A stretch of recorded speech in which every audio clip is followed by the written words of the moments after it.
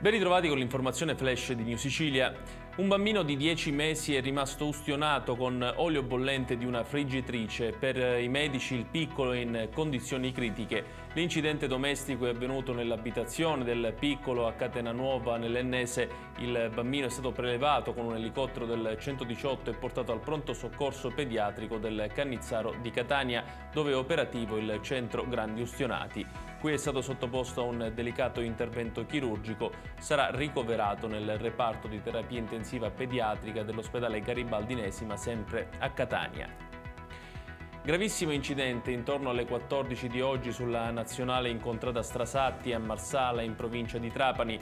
Il bilancio è di un morto e di un ferito. A perdere la vita è un ragazzo di 14 anni, Giuseppe Barraco, che al momento dello schianto si trovava in sella a uno scooter insieme a un altro giovane rimasto ferito.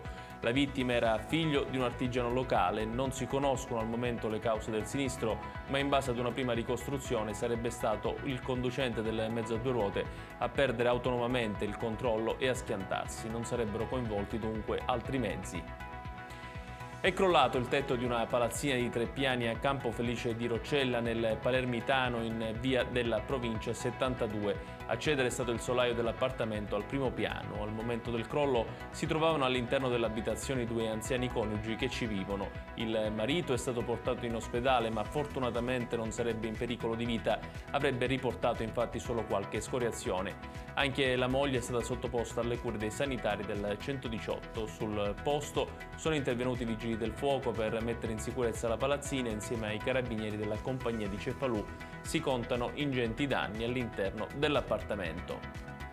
E chiudiamo con il meteo. Per qualche giorno dobbiamo dire addio al bel tempo in Sicilia. Per domani infatti la Protezione Civile regionale ha diramato un'allerta meteo arancione per la parte settentrionale e un'allerta gialla per il resto dell'isola. I rovesci si abbatteranno su gran parte della Sicilia, ma potrebbero risparmiare almeno per la mattinata le province di Catania e Palermo, su cui il cielo sarà comunque nuvoloso.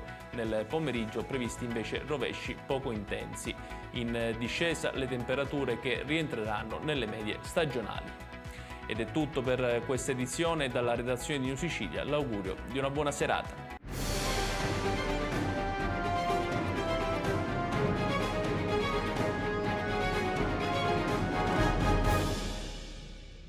Procar, centro assistenza autorizzato BMW e Mini, adesso anche BMW Motorrad, via George Marshall 7, Mister Bianco, Catania.